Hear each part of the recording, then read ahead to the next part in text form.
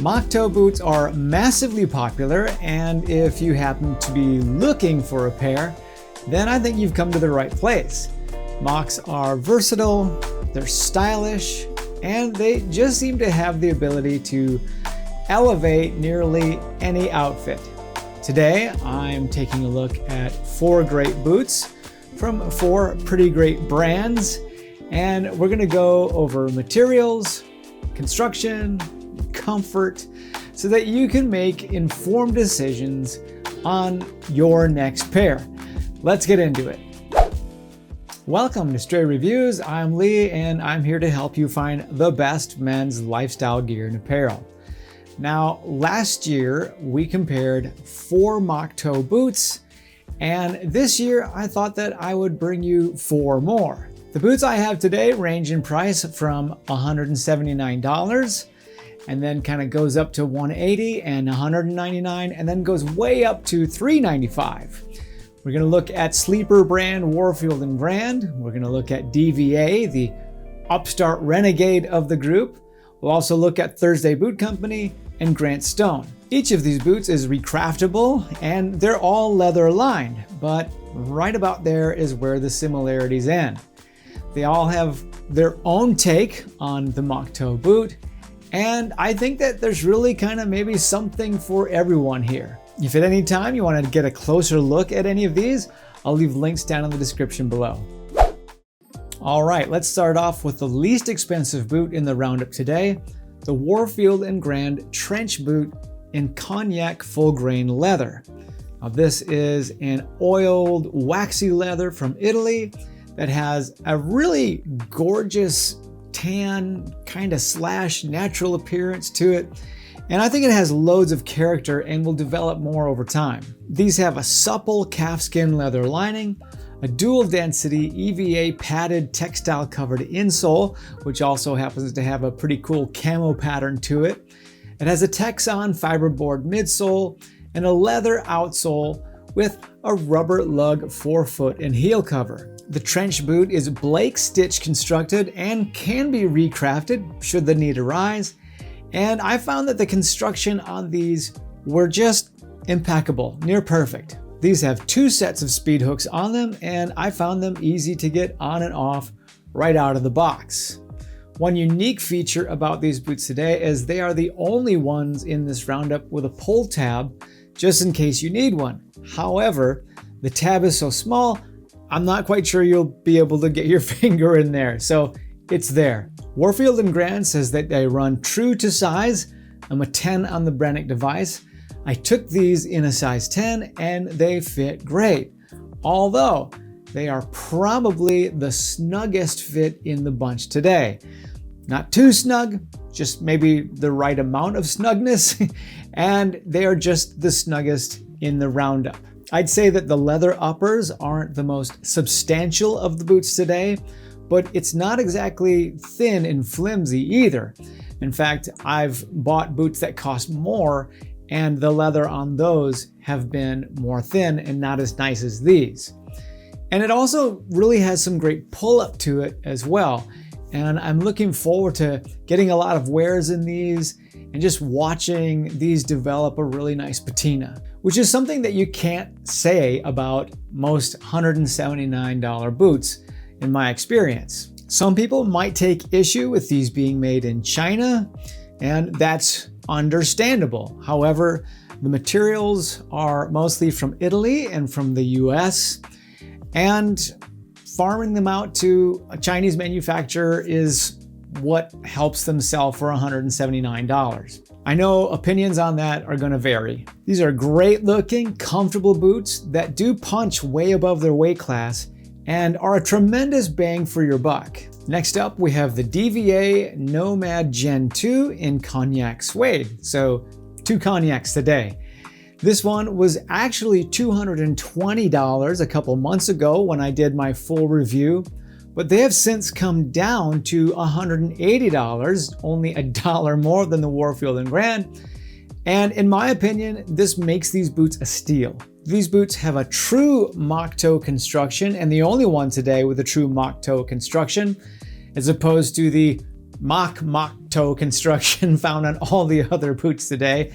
And that means that the top and the sides are two separate pieces of leather that are sewn together, as opposed to just basically stitching on a decorative mock toe as you see on a lot of other mock toe boots. These are 360-degree Goodyear welted with a vegetable tanned welt. They have a veg tan midsole, which is a great addition for a boot at this price, a soft leather lining, a leather covered PU insole, and a thick EVA wedge outsole with a ridged rubber layer at the bottom. These are made in Mexico, and like I said, I believe that these are a great deal at $180. These boots have some great materials and build quality, and they're probably the most immediately comfortable of all the boots today. These fit true to size for me with a 10, but there is plenty of room for thick socks if I need them and room to wiggle my toes. They have the most roomy fit of all of the boots today, and these EVA outsoles give them an almost sneaker-like quality to them. I'd also say that the leather liner of all the boots today is probably the softest of the bunch. These do not have any speed hooks on them, and I really wish that they did. Now, the original Nomads had speed hooks on them, and they were a very welcome feature. These are not the easiest boots to slip on and off because of that lack of speed hooks. The laces on these are very long, and when I wore them initially, I guess I just didn't realize that they were intended to wrap around the shaft of the boot.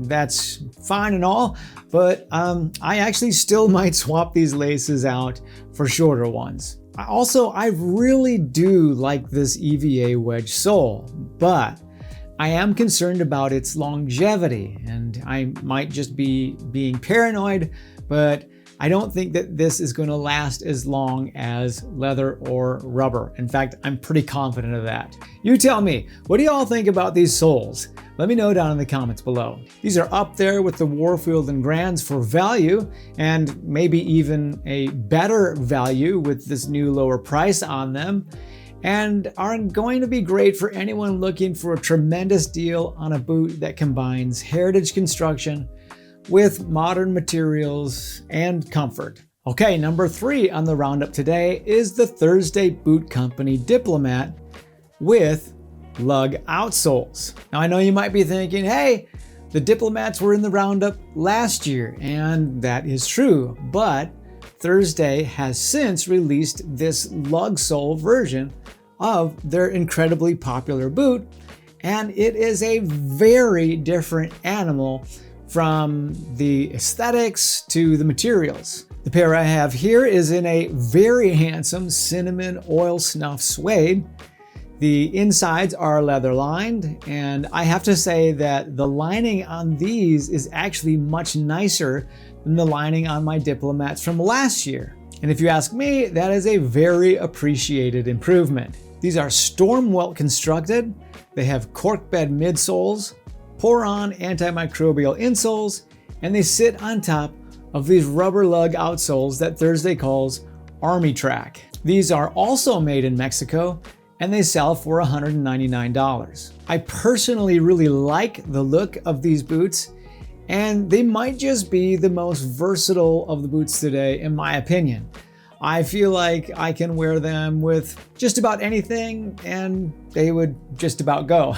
The cinnamon suede dresses them up, while the lug soles have a casual appearance. The Thursday website does say to take a half size down from your normal sneaker size, but I found that taking my true Brannock size was the way to get the best fit. At a size 10, they're just perfect for me. In fact, they are very comfortable. One thing to note about the feel of these boots is that the uppers seem less rigid than the other boots in the comparison. And I'm sure that it's because it's suede, it's a thinner material, and so it's not going to be as rigid as the full grain leather of the Warfield and Grands or the Grand Stones. But even though the DVAs are also suede, The DVAs feel a little more rigid than the Thursdays. On the plus side, this means that there's pretty much no break-in for the Thursday Diplomat lug sole in cinnamon suede, but they do kind of have me wondering about how long they'll hold their shape over the long haul. Like the Dievier Nomad 2, these do not have any speed hooks, and once again, personally, I would have loved to see some on these. Now, the original Diplomat with the wedge soles do have speed hooks, and one of the iterations of the lug sole version has speed hooks as well, and that is the ones with the tobacco rugged and resilient leather. The Diplomat lug sole is great for anyone looking for something that's comfortable, versatile, and appreciates that Thursday is still selling their boots for $199 after all these years. Hey, if you appreciate Thursday's commitment to keeping their boots at this price, then tap that like button for me. Okay, last up in this mock toe roundup is the Grant Stone Ottawa boot in black Chrome XL leather. Now, last year I included the Grant Stone brass boot, mock toe boot, and these two boots are incredibly different from each other. The uppers are the ever popular Chrome XL leather from Horween in Chicago. And yes, it has that amazing Chrome XL smell. The leather lining is a soft, full grain kip leather. There's a vegetable tanned leather insole, and the midsole is also veg tan leather. These have a 360-degree split reverse welt, and they sit on top of a proprietary rubber-studded outsole. The hardware on these is antique brass, and they come with a whole 3 sets of speed hooks, and they also have these soft leather laces. The Ottawa boot is made in China, giving us 2 for Mexico, 2 for China, and they sell for $395, making them nearly twice as much as the Thursday Diplomats. And in my opinion, this price is justified. And when you take into consider the materials and the craftsmanship that are used to make them. The Ottawa boot is built on the Leo last, which is the same last used to build the Grant Stone diesel boot. So the shape of these has a much leaner profile than the brass boot. The Ottawa also fits a lot like the diesel because of using the same last. So if you have a pair of the diesels, then you're gonna know just how these Ottawa boots feel on foot. They do recommend going down a half size. That's what I did, and the fit is spot on. The speed hooks make these easy to go on, but they do require some break-in because of this thicker leather. I personally love the way that these boots look. This black leather combined with the brown welt and the white stitching at the toe, it all just somehow works really well, and it creates a very versatile looking boot, in my opinion, which is something that I really wouldn't normally say about black boots. The vegetable tan leather insoles are definitely not as cushiony as the synthetic ones used in the other boots today, but I know that they're going to conform to my feet over time without like breaking down or flattening out as drastically like the synthetics do. If you do prefer something a little more pillowy, then I would definitely recommend throwing in like a third-party footbed. These boots are great if you prefer boots on the higher end of the heritage boot spectrum.